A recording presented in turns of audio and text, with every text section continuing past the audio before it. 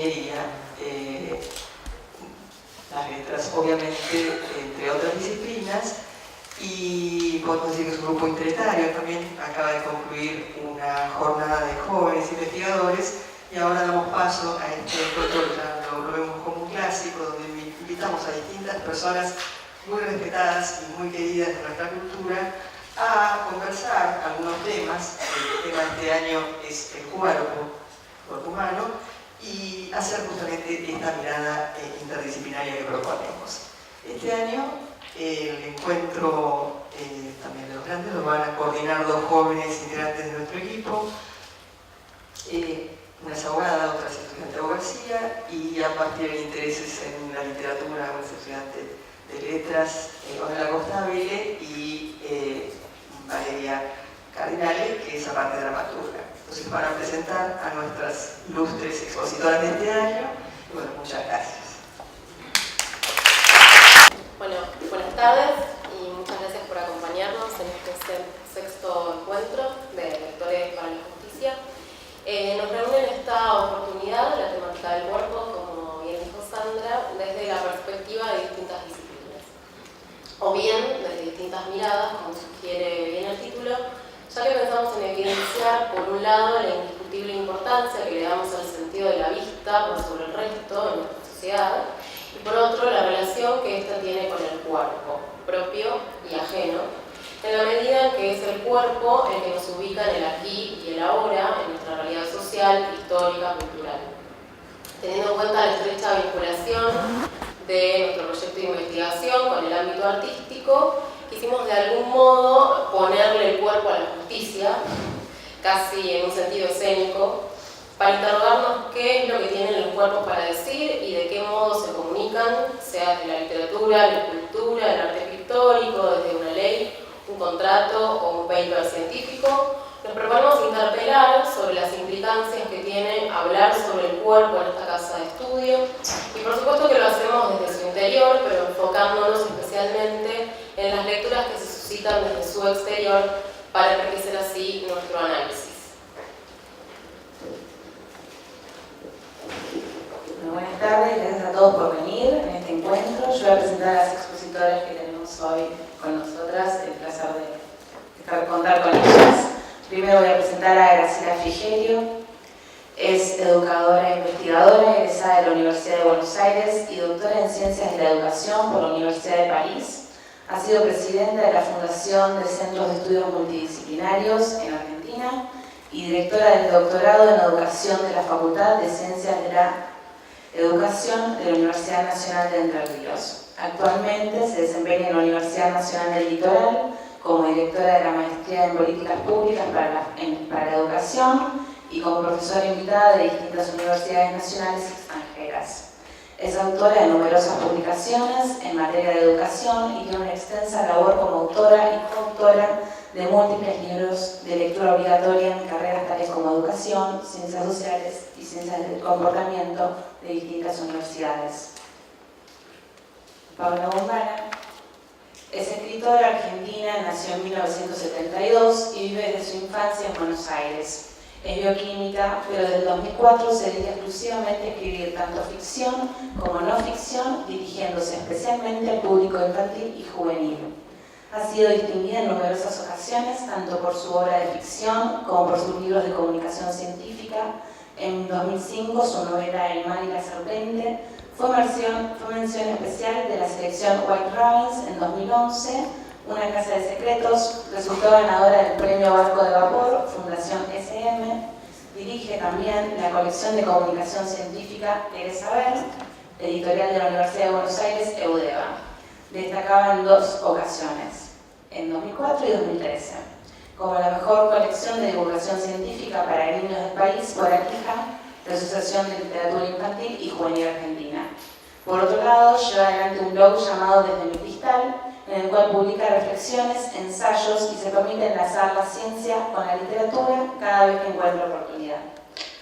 Andrea Gastrón es abogada, especialista en sociología jurídica, doctora en sociología por la Universidad de Buenos Aires y postdoctora en 2 ocasiones en estudios de género.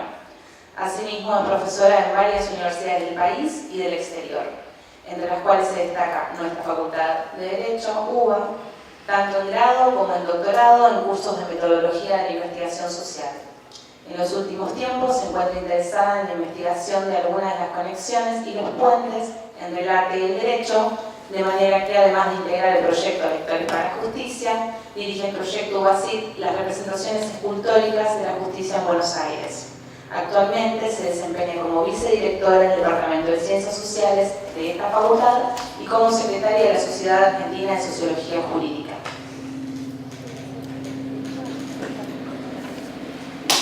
Nosotros propusimos para este encuentro dividir más o menos esta mesa en unos 4 ejes. El primer eje que vamos a plantear tiene que ver con el tema que aquí nos reúne, que es el cuerpo, y nos interesaría en este eje que cada una, desde su perspectiva, de qué lugar ocupa el cuerpo desde su disciplina o desde su perspectiva personal.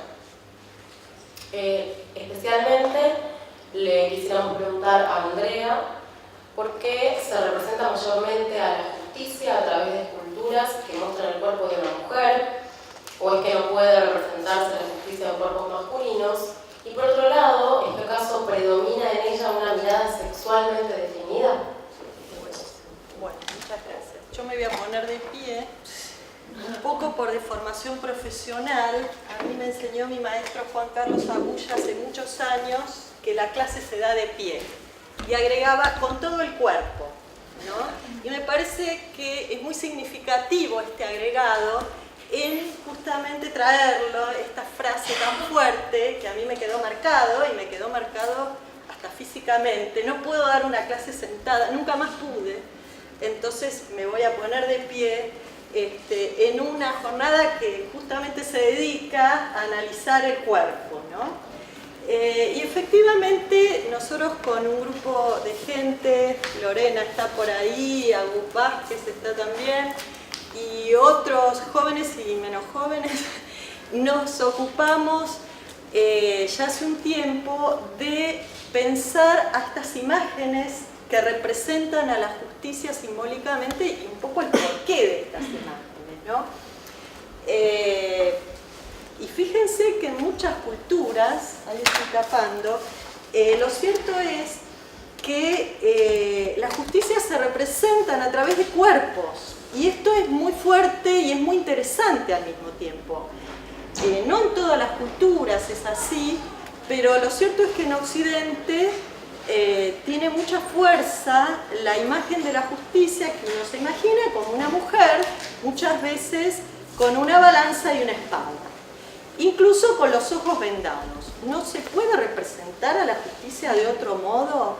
Y si yo les cuento que en esta misma facultad hay una escultura que se llama La Justicia y que es un varón, y ustedes la deben haber visto miles de veces, y ni siquiera se les ocurrió pensar esto, y traje una foto para verlo. Bueno, yo voy a pasar porque no quiero robar o acaparar todo el tiempo, porque además yo me enamoré mucho de esta investigación porque me abrió mucho los ojos, porque por otro lado nosotros desde la sociología jurídica sabemos perfectamente que el derecho es muchísimo más que un conjunto de normas positivas, y que las esculturas, como así también la arquitectura, la disposición teatral de un juicio, etcétera, etcétera, todo eso sirve para imponer un determinado orden jurídico. Entonces, un orden jurídico determinado no se impone únicamente a partir de los códigos de las constituciones y de las normas.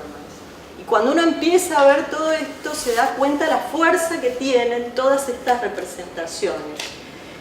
Así que una de las preguntas, hay muchas otras preguntas, pero una de las preguntas que traigo acá, un poco, yo les voy a contar un poquito la cocina de lo que fue pasando en algunas de las reuniones que tuvimos con Orne, con Vale, con Sandra, por qué fueron surgiendo estas preguntas, y esto viene a cuenta de varias inquietudes que fueron surgiendo. Entonces, sabiendo de antemano cuáles eran estas inquietudes, yo me permití una preselección de algunas de estas preguntas. Esto simplemente metodológicamente, una de las cosas que hicimos fue, bueno, relevar varias de las esculturas que están en Buenos Aires. así que van a ver muchas no están directamente en esta preselección por razones de tiempo. Voy a tomar algunas fotografías simplemente.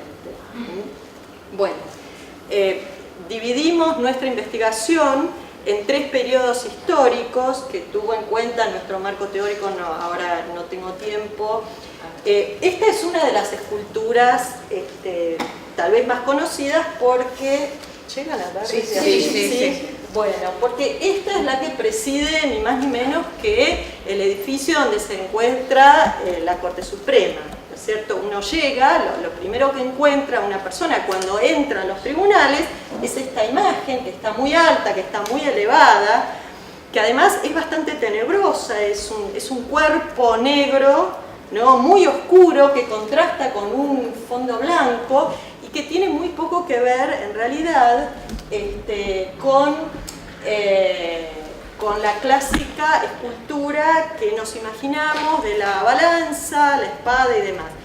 Esto es una mujer. Cuando uno lee las crónicas, esta es una estatua de Rogelio Urque, cuando uno lee las crónicas, él toma como modelo una mujer que había sido su propia secretaria, pero si ustedes la miran, es una mujer, la verdad, bastante andrógina. Es decir, es un modelo que no se sabe muy bien si es un varón o una mujer. No tiene unas formas muy definidas, está totalmente cubierto, lo único que se ven son los brazos y los pies. Viste una larga túnica y evidentemente acá tenemos una mujer tal como es percibida, ¿no es cierto?, por los ojos o por la mirada de un hombre. Es decir, es una mujer con características, no sé hasta qué punto tan femeninas. Ven que acá también una de las esculturas que relevamos fueron de estatuas de la Recoleta.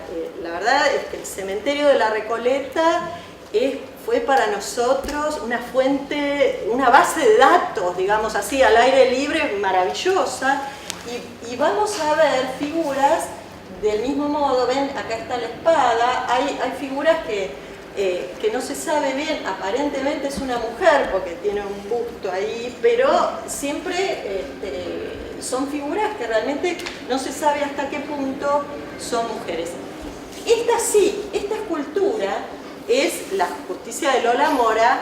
La historia de esta justicia es maravillosa porque a esta la tuvieron que esconder, es una mujer desnuda y estaba destinada a la entrada del Palacio del Congreso. Hace poco tiempo vuelve una réplica, pero en su momento era muy obscena. Esta es la clásica, ¿no es cierto? Acá está la balanza, allí está la espada. Es una mujer que no tiene una venda en los ojos, se nota claramente que es una mujer, pero fue muy escandaloso que aparezca este cuerpo tan femenino y tan obscenamente mostrado en un edificio público y nada menos que a la entrada del Congreso. Entonces, 2 años después, ven que en 1906, 2 años después, se va a un depósito, permanece en ese depósito escondido hasta que a alguien se le ocurre mandarla, y lo mandaron lo más lejos posible. Se fue a Jujuy, donde todavía está, ¿no es cierto? O sea, más lejos ya era Bolivia, cruzaba la frontera, bien. Con lo cual, como ustedes ven, hay justicias masculinas, justicias femeninas, justicias cuyo sexo no se conoce. Acá tenemos, o uno podría dudar, de este grupo escultórico que pertenece a la tumba de Bartolomé Mitre. Esta es la representación de la justicia. Y vamos a las obras del segundo período. Esta es la justicia de Perlotti, esta está en un museo. Nosotros tomamos únicamente esculturas que tuvieran acceso público. Algunas de ellas sí están en ámbitos abiertos, en calles, en plazas o en edificios públicos. Otras están en escuelas y son accesibles a todo el mundo. Otras están en galpones. Esto que yo leí leyendo algunas cosas de Paula, ¿no? Esto de los cuerpos desaparecidos y de los cuerpos destruidos. Bueno, con las esculturas pasan también estas cosas. Las esculturas a veces son desplazadas, a veces son destruidas, a veces son desaparecidas. Hay esculturas que terminaron en el fondo del Río de la Plata. Esto es muy simbólico y es muy fuerte cuando uno mira estas cosas, porque sabemos cuál fue la historia argentina reciente con los cuerpos. Entonces, obviamente no tiene la misma fuerza cuando el cuerpo está vivo, pero sin embargo, ¿cuánto nos dice esto de lo que nos pasa a los seres humanos con el arte? ¿Qué es lo que esas figuras vienen a representar en realidad? Es la justicia enterrada, la justicia destruida, la justicia escondida y la justicia desplazada, ¿no? Bueno, este es un grupo escultórico. Lo que ustedes ven acá es la justicia social. En este grupo escultórico, estas fueron destruidas, casi todas. Este grupo estaba en el frontispicio de lo que era la Fundación Eva Perón, actual Facultad de Ingeniería, no se las ve, acá en la calle Paseo Colón. Y había dos, en todo este grupo escultórico, había dos esculturas que representaban a la justicia. La justicia, que era un varón y cuya foto no tenemos, y esta otra que es la justicia social, que sí era una mujer. A ver, suponemos que era una mujer por todos los indicios que quedaron, por algunos documentos de esa época, y esta es la justicia que tenemos en la facultad. Creo yo que es bastante masculina esta justicia, ¿no? Normalmente se la conoce como el alumno o el estudiante, se hacen varias bromas al respecto, no voy a decirlas acá porque creo que no corresponde, pero esta es la justicia, desde la Cárcova, y está acá, y después pasen y vean si no me creen. Bueno, y en el tercer periodo, vean esta justicia. Esta obra se llama El otro lado de la justicia. Es la justicia, ¿no? La justicia y la injusticia, o sea, el vacío. Esta obra, que ganó un premio municipal muy importante, actualmente, así como la ven, está expuesta en este lugar, pues en realidad no está expuesta, o sea, está expuesta.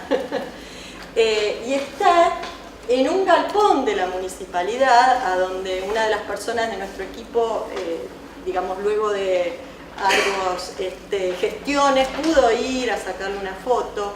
Es muy fuerte, es muy simbólica, es la justicia y es la ausencia de la justicia de Fabián Galdames,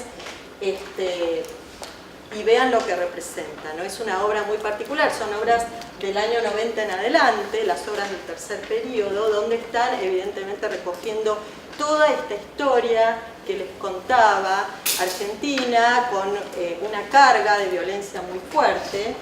Bueno, tengo algunas otras obras, pero bueno, no quiero robarles más tiempo, así que dejo por allí algunas de las conclusiones de la investigación para no robar más tiempo, para que ustedes las lean. Y bueno, creo que esto es un resumen muy chiquito, muy acotado, hay muchísimo más, pero bueno, les dejo el espacio a mis colegas. Muchas gracias. En este caso nos interesaría preguntarle a Graciela, en este punto, lo que nos llamó la atención y lo que queríamos que desarrolle es su idea de que lo primero es el cuerpo, ¿no? ¿En qué sentido y cuáles son las implicancias de esta afirmación? Gracias. Lo peor de todo es que es una frase que yo dije y ahora tengo que bueno, primero quería agradecer la invitación y la oportunidad de escuchar y de acceder directamente a un material extraordinario. La segunda sería intentar dar cuenta de esta frase que para mí tiene como distintas puertas de entrada. Y les pido, me paso la hora, me cortan, no hay problema, me quieren interrumpir, de acá o de allá me interrumpen. Yo trabajo en educación. Esto implica vérselas con los cuerpos de los profesores, con los cuerpos de los otros, con el cuerpo de la producción teórica que está ahí, se vuelve una cuestión a la que hay que agarrar, que hay que tocar. Y en educación me preocupan particularmente las instituciones y los sujetos en consecuencia. Razón por la cual mi preocupación lo primero es el cuerpo, tiene como dos puntos. Decía, un punto que tiene que ver con un pequeño cuento, una historieta acerca cuya veracidad histórica, cuya facticidad nadie podría decir nada, que es la que cuenta Freud en ese pequeño texto Totem y Tabú, ¿no? Porque parecería ser, según esta historieta, que el origen de la posibilidad misma del lazo social se constituye en relación a unas intervenciones sobre los cuerpos, unas prohibiciones. Es una historieta que dice que para que podamos vivir juntos hay que abstenerse de unas cosas. No se puede liquidar, hacer desaparecer el cuerpo del otro, no se puede comer el cuerpo del otro, y los sujetos no pueden meterse en la cama con cualquier cuerpo. Prohibición de muerte, prohibición de incesto, prohibición de canibalismo. Por supuesto, esto que es una ley estructurante, no tengo que contarles a ustedes lo que esto significa, dice, lo primero fue una intervención a propósito de los cuerpos para que el lazo social pudiera empezar a desarrollarse, para asegurar lo que la sociología clínica va a decir, el pasaje de la horda al Estado. No pensando el Estado como forma jurídica, sino el Estado como aquello que viene a ser un concentrado simbólico garante de que podamos vivir juntos. En consecuencia, en el origen de mi preocupación está esta historieta. Es decir, este intento, y esto tiene que ver con la segunda puerta de entrada, de poner palabras a un tiempo donde las palabras no estaban. O sea, nadie puede testimoniar de cuándo, cómo, efectivamente, quiénes, existió siquiera, ¿no?, esa horda primitiva en la que esta historieta transcurrió. La segunda preocupación viene porque trabajando en educación, la cuestión de las infancias, dichas en plural, y de todos los infants, singular, para mí se volvió una cuestión fundamental, ¿no? Cuando digo esto, digo, partiendo que la educación, no la escuela, cuando hablo de la educación no hablo de la escuela, que es una cosa de corta duración, un invento de hace poco tiempo, discutible, sino la educación tiene que vérselas con recibir ese extranjero radical que es el cuerpo del otro, ¿no? Entonces mi preocupación viene por la extranjería del cuerpo del otro. Una extranjería muy incómoda para los viejos sujetos, ¿no? Y una extranjería que pasa, que atraviesa, que para que podamos acceder a la categoría de sujeto, tiene que sobreponerse a la intensidad del cuerpo, ¿no? Cuando digo a la intensidad del cuerpo, quiero decir esto que la literatura y después la teoría, que solo es una forma de la literatura, viene a dar cuenta de cómo habiéndolo tenido todo, perdimos todo. Y de pronto salimos, fuimos expulsados. Ese abrupto pasaje de lo húmedo a lo seco. Esa cuestión de haber estado totalmente cobijados y protegidos y ¡paf!, afuera. Primer exilio. Exilio estructurante, pero al que hay que sobreponerse. Exilio en el que uno está expuesto sin poder decodificar, desesperado a la búsqueda de un buen entendedor.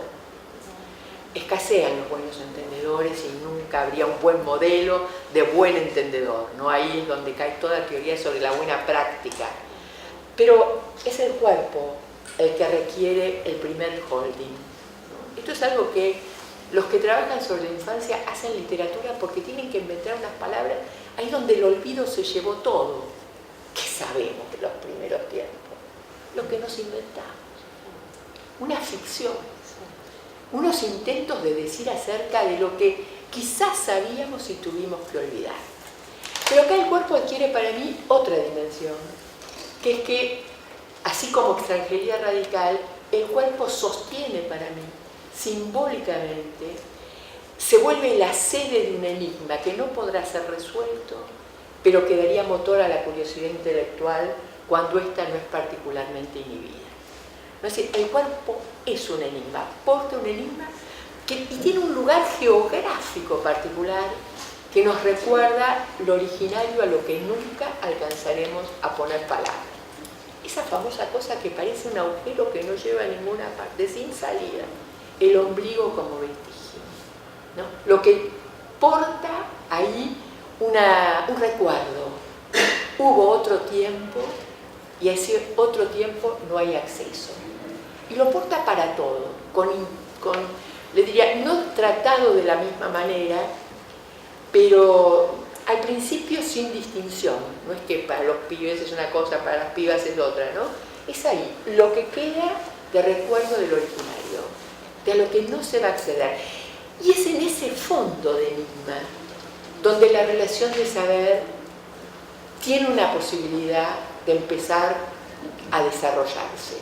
Entonces, para mí el cuerpo tiene esas puertas de entrada. Una preocupación, si ustedes quieren, acerca del origen de lo social, una preocupación a propósito de la curiosidad fundante del aparato psíquico, que es la curiosidad sobre el tiempo inaccesible del origen. Esa cosa rarísima que sabíamos todos sobre los cuerpos. ¿Cómo no vamos a saber sobre los cuerpos donde fueron nuestra primera casa? Olvidados. Nunca vamos a volver a saber, ¿no? Y el cuerpo sostiene ahí, como metáfora. Y después aparece el trabajo de la educación, que vendría a dar cuenta de cómo las primeras preguntas sobre lo enigmático empiezan, que no tienen trámite, empiezan con suerte a encontrarse unos sujetos que nos ayudan a cambiarlas.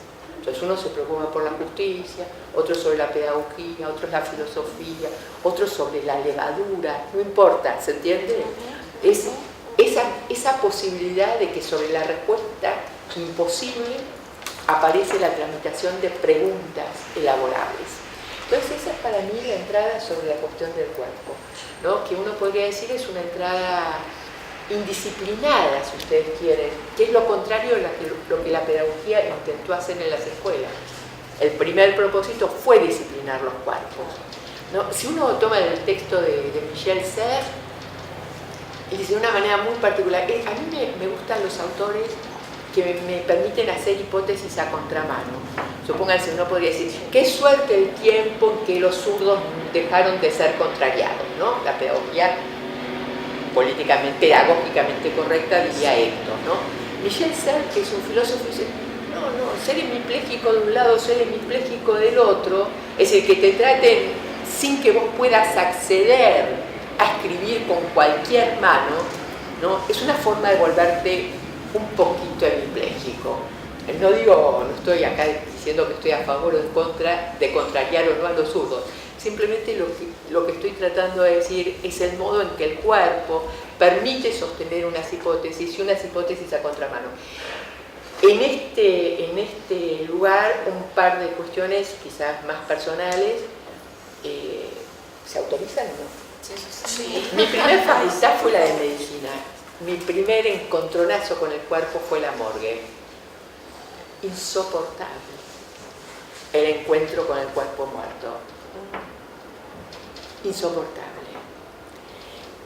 Después volví a trabajar con la cuestión del cuerpo moribundo y los que acompañan en una pequeña experiencia que hice con Neira, que es quien en realidad debería estar acá y a quien no puedo reemplazar, trabajando con las enfermeras de los servicios de terapia intensiva, que es el lugar donde el cuerpo pasa a ser otra cosa, ¿no? Es decir, ya no es solo fantasma, es el cuerpo de la imagen, es el cuerpo despedazado, es el cuerpo desafectado, es el cuerpo donde se pierden las fronteras, es el cuerpo intrusado, salvo que uno encuentre en el lenguaje del cuerpo que puede morir un buen entendedor, lo que tampoco al final de la vida parece ser fácil, ¿no? Y en el medio, qué sé yo, la historia argentina, y en el medio una cuestión que tiene que ver un poquitito con lo que a ustedes les preocupa, que es que a mí me gusta pensar por caso. Y creo que para la educación, para la sociedad e incluso quizás para la medicina, hay un caso que permite y que se funda en el cuerpo, que es Edipo, que permite llevar adelante un trabajo, no desde el punto de vista del psicoanálisis, sino desde el punto de vista de las contrahipótesis que uno puede hacer para pensar por qué el pobre tipo fue tratado en toda la historia como el asesino de su padre y nunca en la vida se les ocurrió a nadie hacer un juicio a Layo y a Yocasta por la tentativa de asesinato del cuerpo deforme de su hijo. Bueno, Paula. ¿Y yo qué digo? Yo no estaba, chicas. Bueno, Yo leo, en tu caso, digamos, más puntualmente lo que nos gustaría saber es qué lugar le das al cuerpo en tus obras literarias. Bueno, para poder escribir se necesita un cuerpo, varios. Yo no puedo escribir sin conocer a mis personajes, y mis personajes tienen una voz. Y como bien saben, tenemos una voz porque tenemos un aparato fonador, tenemos los pulmones, tenemos la capacidad de llenarlos de aire y de a partir de ahí modular. Es decir, yo tengo que pensar los cuerpos. No puedo escribir si no los pienso así. No puedo darle su particularidad, no puedo darle su tono, no puedo darle sus muletillas, no puedo darle su vestimenta, no puedo darles nada si no los pienso cuerpos. A mí no me alcanza con decir, bueno, va a hablar de esta manera. No habla si no tiene cuerpo. Es como muy simple, ¿no? Yo tengo que gestarlos, tengo que parirlos, tengo que dejar que crezcan y en algún momento siento esa voz dentro del cuerpo mío, dentro de mí. Y a partir de ahí yo sé que estoy embarcada en un proyecto de escritura. Antes no lo sé. Antes tengo ideas, antes estoy investigando, antes me encantaría escribir sobre, pero hasta que yo no siento esa voz que no es la mía, que no es mi pensamiento, que no es mi forma de mirar, sino que es una otra cosa, que no me explico y que no quiero explicarme tampoco, hasta que no la siento ahí pulsando por ser escrita, yo no escribo. O sea que todos los personajes que se pueden leer de los que yo he inventado son cuerpos que en algún momento me han tomado, me han ocupado y a los que después me han costado mucho dejar ir también. Es una parte, cuando se siente tanto placer por la escritura, también es una parte difícil esta de decir, bueno, ya está el otro cuerpo, está el cuerpo del libro, ya está el objeto, ya está el objeto viviendo la vida de otros, es decir, ya es un objeto que pertenece a otros, que está en contacto con otro cuerpo, que no, ya está, ya se fue, ya tienen su vida, que es múltiple, que da lugar a debates, que me he encontrado con lectores enojados por el destino que le he dado a ciertos personajes. Entonces, bueno, todo ese desprendimiento y esa adaptación necesaria para poder pasar a otros proyectos, ¿no? Y necesaria también para disfrutar como lectora, como amante de la lectura y del debatir con otros también, esos encuentros son hermosos. Bueno, también un abandonar, ¿no? Los cuerpos también. Bueno, ahora vamos a pasar al eje 2, que es violencia en el cuerpo. En este punto nos referimos a la violencia ejercida sobre el cuerpo y en cómo tratan ustedes este tema desde cada una de las miradas personales y disciplinas. Voy a empezar con Graciela. ¿Cuál es la postura en torno a la temática de violencia y un trauma vista desde distintos escenarios? Bueno, a ver, ninguno de ustedes, los que estamos acá, ignoramos el concepto de trauma. O sea, aquello que viene, ¡pum!, y hace fracción y arrasa, ¿no?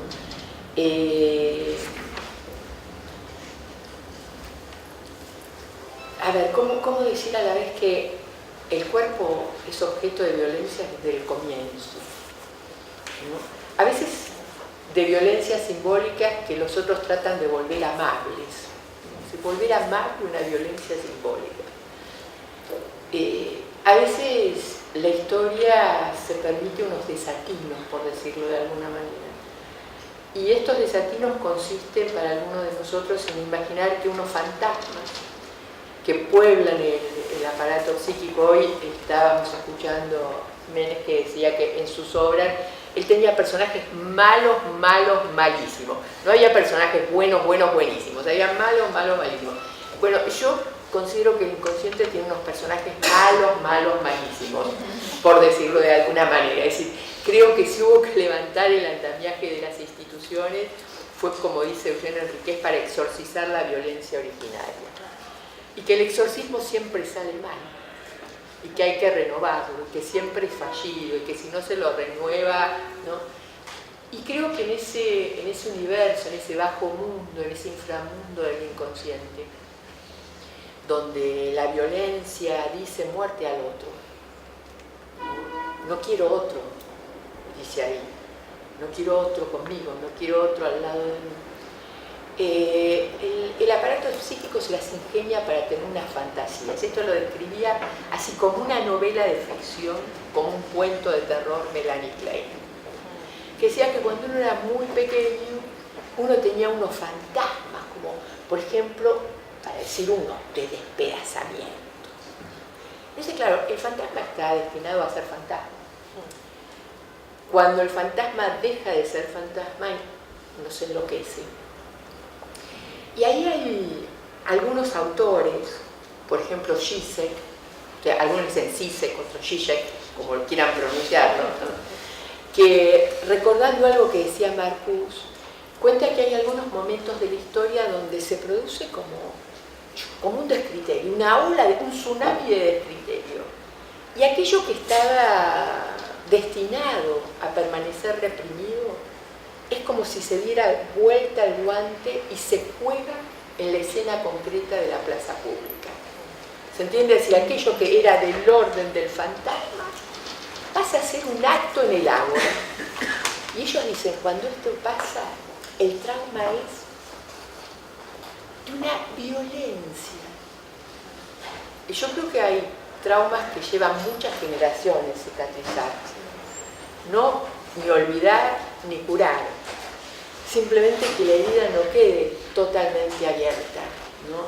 Entonces, a mí me parece que hay ahí una cuestión a pensar en lo que Grivinsky llama las escenas indeseables. Y si a veces las escenas indeseables son las escenas donde se cumple lo deseado. Por ejemplo, el deseo de muerte del otro. Por ejemplo, el fantasma del despedazamiento. Por ejemplo, la realización de una escena prohibida para aquella sociedad y concretada. Entonces, yo creo que, digamos, la violencia no es una palabra que me dé miedo, ¿no? En sí, ¿no? Digo, estoy partiendo de una hipótesis, no somos sin una violencia originaria. Quizás la violencia misma de lo originario, por decirlo de alguna manera. Lo que me da miedo es esa confusión donde el fantasma pasa a ocupar la escena pública. Porque ahí el trauma no es el trauma del cuerpo, que ya en sí es un trauma sobrellevable, pero sabemos también que muchos jóvenes prefieren hacerse un tajo para que les duela el cuerpo, para no hacerse cargo del dolor en el alma. Sabemos que pueden pasar esas cosas, ¿no? Y después está esa violencia agregada, eso de que haber hecho instituciones para que nos cuidaran y haber vuelto las instituciones un infierno. Esos pequeños contextos de encierro de lo que hablaba hoy la otra panelista, ¿no? Que le gustaba escribir sobre pequeños lugares, pequeños infiernos, ¿no? Pequeños lugares donde la violencia traumática podría no hacerse presente y no volverse así como el ejercicio de un goce. Sabemos que los sujetos somos muy complicados y sabemos que el placer se obtiene a veces provocando o provocándose sufrimiento, ¿no? Esto, digo, para no hacer ninguna ilusión de que podríamos sacar la violencia, ¿no? La cuestión es cómo no producir, no coproducir o no alentar aquellas violencias que son gratuitas. Quiero decir, para aprender a hablar, nosotros pasamos todos por la violencia de que no nos entendían los balbuceos. Fue una violencia. Si uno quería llamar una cosa y tenerla, tenía que llamarla por su nombre. Es una violencia. Si uno quiere escribir, tenés que plegarte a la violencia del abecedario y poner las vocales y las consonantes en un cierto orden. Si no, no dicen para el otro, ¿no? Entonces, esas son violencias simbólicas que pueden transitar amablemente, de lo que se debería ocupar quizás la pedagogía, de volver amable la violencia simbólica. Y después está la violencia pura, la violencia de la pulsión de muerte. Y quizás una de las cosas que sí me da miedo en estos tiempos es el modo en que, o son las razones por las cuales, o las expresiones por las cuales, comparto esa hipótesis que dice que parecería que en la actualidad eso que debería trabajar junto, pulsión de vida y pulsión de muerte, eso que si no está entrelazado, no hay pensamiento, parece como que ese lazo se hubiera ido aflojando. Y cuando ese lazo, esa intricación pulsional se vuelve así de debilucha, la pulsión de muerte que divide, corta, separa, esa corre el riesgo de ganar la partida. Y una hipótesis sobre estos tiempos, para mí, que sí me da miedo, porque no sé cómo se vuelve a enlazar la pulsión de muerte desanudada y la pulsión de vida con la pulsión de vida. No lo sé, es fácil desatarla, es menos fácil, me parece, volver a tejerla. Y creo que hoy parte de la violencia pasa por modos aparentemente, digo aparentemente porque son estrepitosos, aparentemente discretos de producir esa violencia que pasa por borrar la semejanza del semejante para poder avanzar sobre sus cuerpos, por borrar la semejanza del semejante para poder hambrearlo, para poder desconocerlo, para poder intentar desubjetivarlo. Y esto significaría no ver nada donde hay alguien. Y creo que tenemos en la vida cotidiana aquí 800.000 terribles ejemplos banalizados del modo en que la tentativa de las políticas desubjetivantes, que para mí son la forma más aterradora de violencia, trabajan en borrar la imagen del semejante. Cuando digo esto, me baso en un texto de uno de los de ustedes, de los de acá, de los de la casa, que es Pierre Legendre, ¿no? Cuando recuerda lo que significa el vita instituere, como instituir la imagen del otro como semejante, como condición del lazo social. Y lo que dice Felida, un psicoanalista, ¿no? Dice, bueno, existe esa violencia, porque yo para poder intervenir sobre el cuerpo del otro y destruirlo, para matarlo alegremente y gozando, para poder violarlo reiteradamente, necesito primero haberle borrado la semejanza. Ese es el costo para poder avanzar sobre el cuerpo del otro, ¿no? Y eso, en estos tiempos, eso sí me da miedo.